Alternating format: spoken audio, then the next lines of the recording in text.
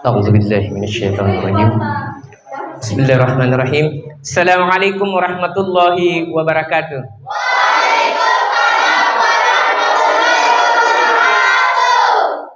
Alhamdulillahirabbil alamin. Ya, anak-anak sekalian, terima kasih banyak. Semoga masih bisa bertahan. Mestinya seorang pelajar, anak sekolah seperti kalian ini sudah terbiasa hal-hal pelajaran dari jam dini pagi sampai sore pun itu mestinya bisa. Tapi terkadang apa yang membuat kita tidak tahan untuk duduk lama, ada rasa jenuh untuk tidak fokus kepada materi, itu ada beberapa faktor. Pertama, apa? Pertama karena kita tidak fokus kepada materi. Itu yang paling. Karena ingat tadi sudah dijelaskan, orang penuntut ilmu itu banyak imbalan yang Allah berikan kepada kita. Akan tetapi perlu kalian ingat, ketahui, di dalam proses menuntut ilmunya kita itu dibarengi juga gangguan dan godaan syaitan. Syaitan juga mau pengikut. Pada saat kita mengalami yang namanya sakaratul maut, setan itu juga akan datang menggoda kita untuk kemudian kita tidak beriman lagi kepada Allah. Nah, itulah yang paling kita khawatirkan. Oke? Sebelum saya memasuki materi, saya ingin memberikan motivasi sedikit kepada anakku. Sekaligus memang dalam bulan suci Ramadan ini kita mestinya berbagi. Perkenalkan, nama saya siapa tadi? Saya lupa namaku. Siapa? Ada yang tahu nama saya? Oke, terima kasih. Nama saya Rahim Dain Naim. Ya, aktivitas saya seorang penjual-jual. Kebetulan saya menjual pulsa. Nah, saya ingin menyampaikan sebentar, setiap ada pertanyaan saya akan memberikan, kalau 10 orang yang menjawab, kalau 20 dia akan saya berikan pulsa atau voucher data. Jadi, saya akan mempercayakan kepada panitia dari Hilmi untuk mencatat nomor setiap ada pertanyaan saya yang dijawab. Tidak mesti secara benar sekali sesuai dengan asumsiku, tapi yang penting mendekati. Ya. Jadi kalau ada yang bertanya saya jawab, langsung kirim nomornya, saya kirimi data atau pulsa. Oke? Terus yang kedua, saya ada rezeki dari Allah 100.000 bagi peserta akhwat, ikhwah, itu hanya satu orang. Siapa yang paling fokus menyimak materi sampai terakhir saya bicara turun di sini, itu 50.000 untuk ikhwah, 50.000 untuk akhwat. Jadi saya percayakan jurinya kepada Ustadz. Oke, kita sepakat? Oke, alhamdulillahirabbil alamin. Tentu puji syukur hanya milik Allah. Maka dari itu, marilah kita senantiasa dimanapun kita berada, itu tidak terlepas pujian kepada Allah. Karena memang pujian itu hanya milik Allah, bukan milik manusia. Ketika ada manusia yang dipuji, dia berbangga, cepat-cepat kita beristighfar. Karena pujian itu hanya milik Allah, bukan milik manusia. Tahu? Oke? Ya, kita sepakat. Islam adalah agama yang sempurna. Pertanyaan pertama, saya di ikhwah dulu. Tadi Islam adalah agama yang sempurna. Kenapa dikatakan sempurna? Angkat tangannya satu. Ini yang pertama jawab pertanyaanku ini tinggi-tinggi kau tanah. Ayo. 1, 2, 3, 4, 5, 6. Oke. 1, 2, 3, 4, 5, pindah. Tadi saya katakan Islam itu adalah agama yang sempurna. Sekarang saya mau tanya, angkat tangan tak? Kenapa Islam itu sempurna? Oke, tafadhol.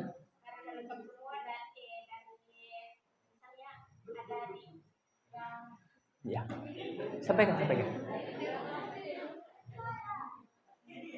Oke, saya sudah tangkap apa yang dia mau sampaikan.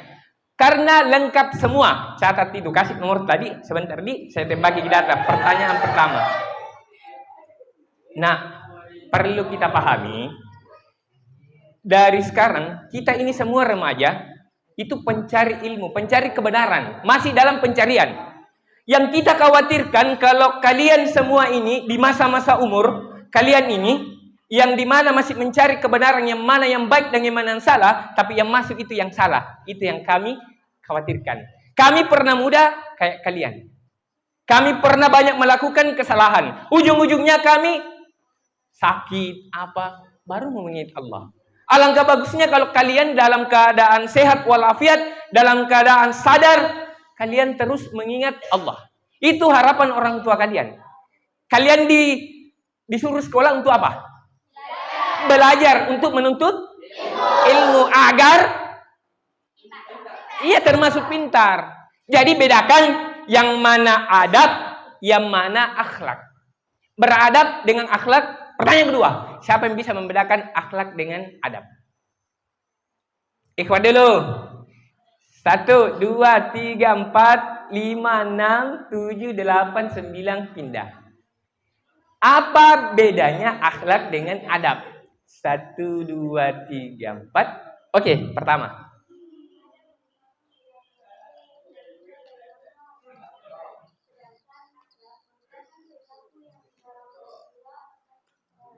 Oke, itu ada benarnya sekalipun di Google. Catat kedua ya. Iya. Tidak apa-apa. Artinya apa? Makanya saya beri waktu. Karena dari tadi saya lihat setiap pertanyaan itu translate Google, cari. Tidak apa-apa. Artinya apa? Kita memanfaatkan handphone ini untuk kebaikan. Iya kan? Oke, saya jelaskan sedikit tentang akhlak dengan adab. Adab adalah sesuatu nilai yang baik. Adab adalah sesuatu nilai yang baik yang kalau orang mau beradab itu untuk diraih itu kita menuntut ilmu. Contohnya sekolah. Artinya kita sekolah untuk mendapatkan adab agar kita bisa membangun peradaban. Misalkan peradaban pelajar muslim Indonesia, terkhusus pelajar muslim Pabi apa Pabiring sini? Pabi SMKT. Iya, seperti itu yang kita mau. Banggalah seorang kepala UPTD. Kalau di antara kalian banyak yang berhasil. Oke? Jadi masih berlaku tadi itu tadi, satu yang fokus di sini, satu yang di situ, itu mendapatkan rezeki dari Allah. Ya, kita hanya melalui perantara. Oke. Sedangkan akhlak adalah nilai-nilai kebaikan yang didorong karena melakukan ketaatan kepada Allah Subhanahu wa taala.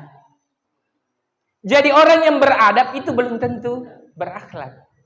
Orang yang beradab, misalkan Jepang itu adabnya siapa yang ragukan, Pak? Ketemu salam sapa. Ada sampah, adab ambil. Ada barang yang tercecer, dia tidak ambil. Kenapa dia tidak ambil? Kekhawatiran orang yang merasa tercecer barangnya, dia kembali, dia akan menipi jalan yang dia lewati, sehingga dia hanya meminggirkan. Itu adab. Tapi pertanyaannya, apakah mereka yang tidak beriman tapi adabnya bagus itu dikatakan berakhlak? Kan tidak. Karena dia tidak melakukan perintah Allah dan tidak meyakini apa yang diturunkan oleh Allah Subhanahu wa taala. Jadi hafal naknya. Oke. Jadi dua tadi nih saing akhwat. Aduh ini. Padahal kalian itu pemimpin. Insyaallah. Jadi satu lagi nak kuncinya. Jangan pernah takut salah. Setiap ada pertanyaan berlomba-lombalah. Bekal kita dari hari ini kalau kita membiasakan diri untuk menampilkan diri, menjawab pertanyaan, kita secara tidak langsung itu akan membuat semacam mengenalkan person kita, yaitu personal branding kita. Paham? Saya punya channel YouTube namanya Dainai. Saya mau personal branding saya tahu. Tapi apa isi konten saya mau kajian, ceramah seperti itu. Karena semua yang kita lakukan itu adalah pertanggungjawaban di hadapan Allah. Antum semua datang ke sini itu akan dipertanggungjawabkan. Datangnya ke sini karena takut sama guru. Datangnya ke sini karena mau tajwid bilang sama teman, tak? Ataukah datang ke sini memang betul-betul mau menuntut ilmu. Jadi harus apa? Harus apa? Harus betul-betul ikhlas semuanya karena Allah. Ada istilah karena Allah, Allah lagi, dan Allah terus. Jadi Allah tidak terlepas dari semua aktivitas kita. Oke, saya ingin melanjut materi tadi yang saya katakan Islam adalah agama yang sempurna. Al-yawma akmaltu lakum dinukum wa atmantu alaikum nikmati wa raditukum islamadin. Kata Allah, telah aku sempurnakan agamamu. Dan telah aku cukupkan nikmatku untukmu dan telah aku ridhoi Islam sebagai agamamu. Jadi 3 poin ini Allah sudah meridhoi agama kita yaitu Islam. Karena agama Islam, tadi jawabannya lengkap nih, meliputi seluruh aspek kehidupan yang tidak ada satupun di dalam Islam itu tidak ada aturannya. Masuk WC diatur tidak? Bangun tidur, tidur kembali diatur tidak? Adab masuk masjid, keluar masjid diatur tidak? Nah, semua. Jadi Islam diturunkan untuk mengatur pertama kehidupan. Apa lagi? Ayo. Adab apa? Ya, oke. Saya belum kasih pertanyaan ini, tapi saya menjelaskan. Sebentar saya bertanya. Baru 2 orang ya. Islam itu diturunkan untuk mengatur bagaimana manusia berhubungan dengan sang penciptanya, yaitu Allah Subhanahu wa taala. Di dalam hal ini tercakup apa? Salat kita, puasa kita, haji kita, zakat kita, apalagi sedekah kita. Itu adalah perbuatan privasi kita terhadap Allah. Bagaimana kita mengenal Allah, tunduk, ruku, sujud, itu Allah telah menurunkan dalam Al-Quran untuk mengatur bagaimana hambaku itu memohon ampunan kepada Allah ketika dia melakukan kemaksiatan. Seperti itu. Yang kedua, Islam diturunkan oleh Allah Subhanahu wa taala untuk mengatur manusia dengan manusia yang lain. Habdul minallah tadi, ini habdul minan nas. Bagaimana manusia itu bisa berinteraksi dengan baik dengan sesamanya. Kalau sekiranya Islam tidak mengatur hubungan kita, sensitif ke kapan? Tas sedikit-sedikit mau bertengkar. Karena tidak ada dasar, tidak ada rujukan kita bahwasanya agama yang kita anut itu melarang kita untuk gibah. Melarang kita untuk bertengkar, melarang kita untuk tidak mengambil barang orang lain. Jadi Islam itu mengatur bagaimana kalian itu diatur sesama manusia. Bagaimana interaksinya, batasnya perempuan dan laki-laki itu tidak boleh berkhaulat. Ya, apalagi bersentuhan. Berdekatan saja kalau tidak ada unsur syar'i itu tidak boleh. Apalagi pacaran. Itu. Jadi memang tinggal dibuka mindsetnya kita sedikit. Oke, Islam diturunkan oleh Allah apalagi? Untuk mengatur manusia dengan oke, catat itu sana ya, kita. Dia pertama jawab. Islam diturunkan oleh Allah untuk mengatur juga manusia bagaimana berhubungan dengan dirinya sendiri. Contohnya seperti apa? Jadi di dalam diri manusia itu ada namanya memenuhi kebutuhan jasmani dan memenuhi kebutuhan naluri. Sekarang pertanyaan saya untuk ikhwah dulu. Ya namanya pemimpin yang didahulukan tong ngirong. Mana mau natandar jawab. Oke. Ada potensi. Jangan dulu itu terlalu berat. Tadi bagaimana manusia itu berhubungan dengan dirinya sendiri. Kasih contoh 1, 2, 3, 4, 5, 6, 7, 8, 9, 10. Oke, akhwat.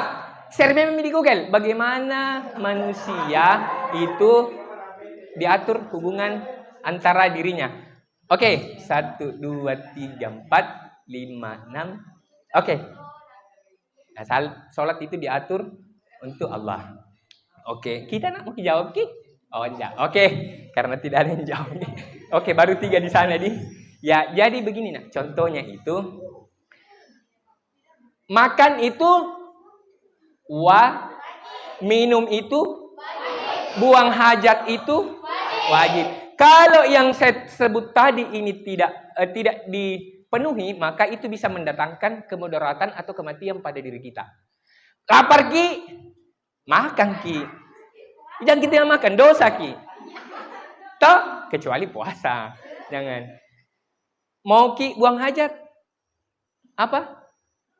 Buang hajat itu buang kotoran. Iya. Mau kita tahan atau dibuang? Ya dibuang. Jangan sampai ditahan karena itu bisa menimbulkan penyakit, bahkan bisa kematian. Terus kalau mengantuk ki, ya tidur ki. Berarti itu kewajiban. Semua yang saya sebut tadi itu memberikan kewajiban pada diri kita. Kalau tidak dipenuhi itu kita berdosa. Dan yang saya sebut tadi itu rasa ngantuk, rasa lapar, rasa apa lagi? Rasa mau buang hajat itu munculnya dari dalam. Tidak mungkin dari luar. Misalkan contoh orang mau beol, motong ki beol. Orang mau makan, motong ki makan. Orang ngantuk, motong ki tidur. Tidak. Tapi itu murni munculnya dari dalam. Namanya dari internal kita. Justru dari internalnya kita muncul dari dalam, maka dia wajib untuk dipenuhi. Kalau tidak dipenuhi berdosa. Karena tadi wajib bagaimana Islam mengatur hubungan manusia dengan dirinya sendiri. Itu tadi memenuhi kebutuhan jasmani. Nah sekarang kebutuhan naluri. Kayaknya di sana lagi deh. Ada yang bisa kasih contoh bagaimana Islam mengatur memenuhi kebutuhan naluri manusia, hambanya. 1, 2, 3, 4, 5, 6, 7, 8, 9, 10. Oke, sekarang ada yang tahu anak-anakku? Islam itu kan mengatur bagaimana hubungan kita dengan diri tak sendiri. Nah, dalam diri tak sendiri ini ada yang namanya memenuhi kebutuhan naluri. Ada yang bisa tahu? 1, 2, oke. Contoh yang penting ang bani-bani, nabana, enggak pakai pulsa. Ayo. Jangan takut salah. Lewat di situ, di sini. Oke, oke. Salat itu hubungan kita dengan Allah. Apa nak? Nafsu, ya catat ki. Dekat-dekat nih. Sekalipun tidak benar-benar dudui tapi nafsu. Oke, saya sudah dapat. Jadi tadi sudah saya jelaskannya, memenuhi kebutuhan apa tadi? Ini yang naluri mau kubahas. Tadi memenuhi kebutuhan jasmani. Yang munculnya itu dari dalam dan itu wajib kita penuhi. Nah, contoh sekarang bagaimana manusia itu memenuhi kebutuhan jasmani nalurinya. Yaitu contoh beli kamera. Buatkah konten kreator? Tapi mau tongki. Bilang, bagus na kamera di sana. Mau tong kak beli. Oke, itu naluri kita. Naluri kita yang muncul. Karena melihat orang. Artinya naluri ini muncul karena melihat orang memiliki sesuatu. Nah, pertanyaannya bagaimana kemudian kita bisa memenuhi kebutuhan itu menurut syariat Islam? Bagaimana? Saya kasih baru berapa orang? Baru 4 di. Aku orang jamaah anjay bahasa dia. Insyaallah saya mulai dari akhwat lagi. Bagaimana? Tadi saya sudah kasih contoh ya. Memenuhi kebutuhan naluri itu. Misalkan contoh, saya punya kamera. Kiliaka jadi konten kreator. Bahannya ki uangku. Mau tongki. Itu naluri dari luar. Karena melihat seseorang memiliki barang, kita juga mau. Naluri dari dalam itu keluar karena ada pancingan eksternal, ada dari luar. Nah, pertanyaannya bagaimana cara memenuhinya sesuai dengan syariat Islam? Ayo, siapa? Kamu aja kayak royal aku sini gak jawab tuh aja. Apa itu? Ya, kita. Oke, tadi sudah mikir dapat atau belum? Sudah. Double ki. Biar sudah double ki. Nanti saya ngatur. Jadi yang sebelumnya pulsa misalkan 20, dibawanya 15. Sudah? 2 kali. Oke, baru 5 di? Iya. Dia tidak kurang benar, tapi ada dekat-dekatnya. Jadi begini, sederhana nah. Sebetulnya kalau kita mau belajar, itu tadi banyak nih itu ilmu, keutamaan disampaikan. Cuma kita kadang gagal fokus, tidak mau belajar dengan maksi. Padahal harapan orang tua kita mendatangkan ke sini untuk belajar untuk mengangkat derajat orang tua. Karena siapa saja yang menghafalkan Al-Quran, dia akan memberikan kepada orang tuanya di surga nanti. Jadi jangan sia-siakan umur tak. Tidak ada jaminan anak-anakku besok kalian masih ada di sini. Tidak ada jaminan. Boleh jadi kita pulang, kita sudah inna lillahi wa inna ilaihi raji'un. Jangan pernah takut mati. Tapi takutlah kalau umur kita itu tidak bermanfaat. Oke nah? Jadi saya lanjut tadi.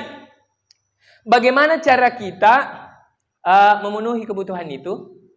Bagaimana caranya? Yaitu kita berdoa kepada Allah, mencari harta yang halal, dan kita beli kamera. Itu kan sesuai dengan syariat tuntunan Islam. Kalau mau ke sesuatu, lagi orang beli kulkas, kalau dia itu pecini no. Orang beli kulkas kau kedinginan, orang beli kipas kita tak putar. Jadi caranya nak bagaimana? Itu tadi. Banyak sebetulnya materi-materi untuk menggugah pemikiran kita, tapi insya Allah waktu yang membatasi kita, saya ingin menjelaskan sedikit masalah panahan. Ada di dalam satu materi kita itu nak, kalau kalian berlanjut, itu potensi manusia itu ada satu yang paling penting adalah akal. Barang siapa yang menggunakan akalnya sebaik-baiknya, Allah akan meninggikan derajatnya bahkan lebih dari malaikat.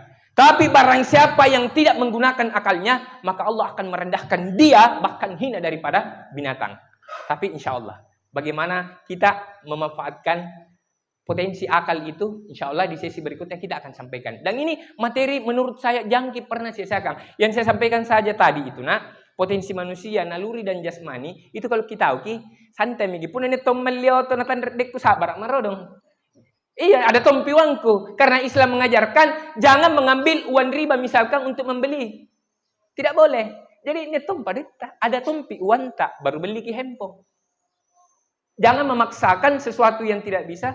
Mak, belikan handphone. Harus ada. Tidak boleh.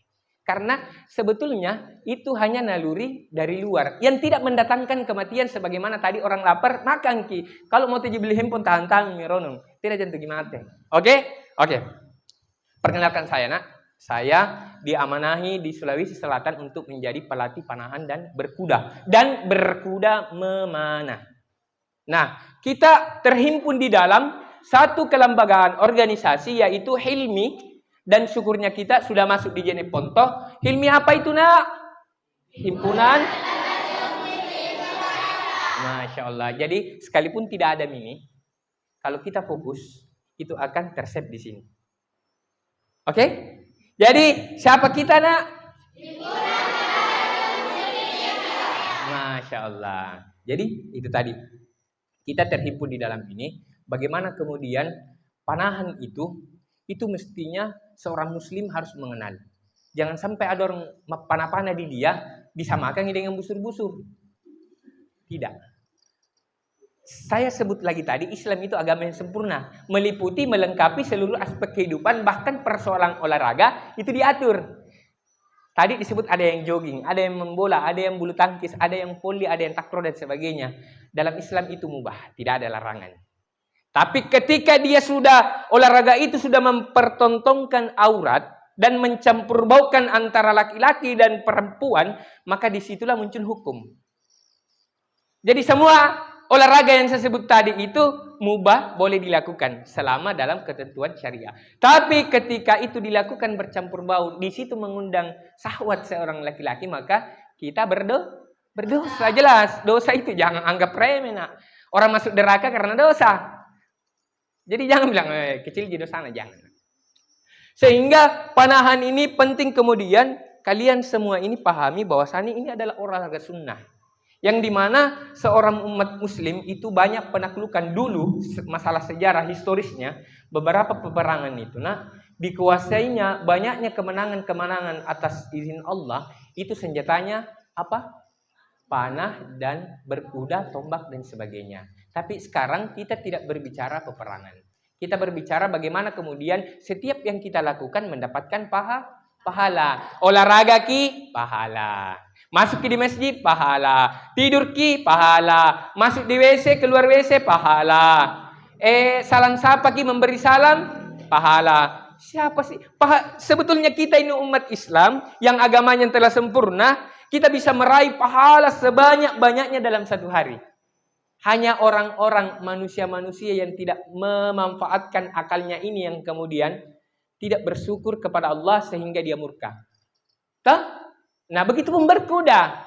Kita di sini banyak kudata. Saya sudah, alhamdulillah atas izin Allah sudah menyebar kuda di berbagai kabupaten. Sidrap, Indrekang, Wajo, Baru, Maros, lumayan banyak. Saya lupa. Artinya apa? Segala aktivitas kita itu kita sandarkan kepada ketaatan kita kepada Allah dengan jalan apa? Wajib sunnah. Kalau nggak pagi wajib sholat, datang ke sholat. Artinya seperti itu. Nah, kita harus lebih dewasa, kasihan orang tua kita. Kelak kemudian nanti kalian akan menjadi ibu, kalian akan menjadi bapak, akan merasakan bagaimana namanya perjuangan seorang orang tua. Saya pernah kayak kalian, memikirkan hanya kehidupan sehari, menghabiskan uang ketika dikasih. Ingin memaksakan kebutuhan saya sekalipun itu tidak ada. Tapi tatkala saya besar, apa yang terjadi? Saya justru kayak orang yang tidak punya apa-apa. Orang tua saya mati, saya mau apa? Makanya nak, orang tuanya yang masih hidup sayang. Surga itu ada di orang tua kita. Jadi manfaatkan itu, manfaatkan, bahagiakan orang tua kita. Oke, kembali di Panahan, kita akan mengagendakan olahraga ini dan sinkronisasi dari kegiatan mengaji orang yang belum pintar mengaji. Itu insya Allah kita terus menyampaikan keutamaan Panahan. Kalau kita mau berbicara Panahan, saya butuh waktu setengah jam lagi.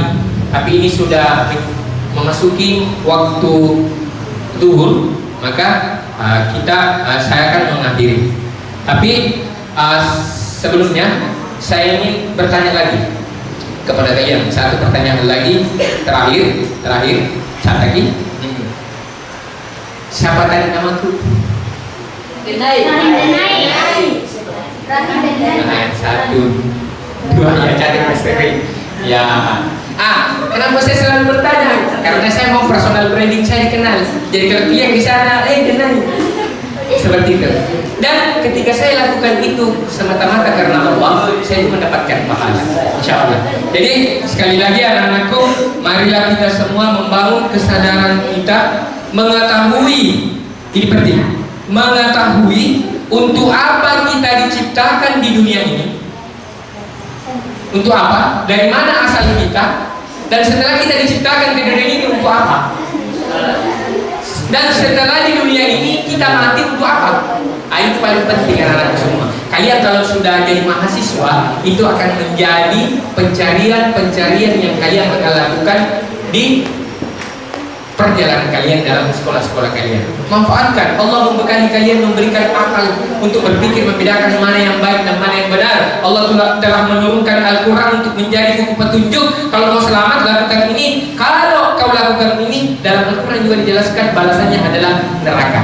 Dan Allah menurunkan langsung, memilih manusia yang paling baik akhlaknya, yang paling mulia, yang paling sempurna, yaitu Nabi Muhammad SAW. Nabi Muhammad dijamin masuk surga, tapi sholatnya luar biasa bukan. Nabi sudah dijamin masuk surga, puasanya dihiasi dengan ibadah-ibadah yang lain. Kita bukan Nabi, kita bukan siapa-siapa, tidak ada jaminan masuk surga. Jadi sekali lagi saya mengajak anakku, sesi terakhir ini akan sangat kita syukuri kepada Allah. Dan banyak di luar sana jalan di jembatan, motonya berpikir kayak kalian, tapi orang bilang tidak akal. Mau dijalankan, tidak pakai baju nih, tidak pakai apa nih, maka syukuri potensi yang ada, syukuri kesehatan yang ada, syukuri apa yang ada pada hari ini. Oke, mungkin hanya itu yang bisa saya sampaikan. Ihdinas siratal mustaqim. Assalamualaikum warahmatullahi wabarakatuh.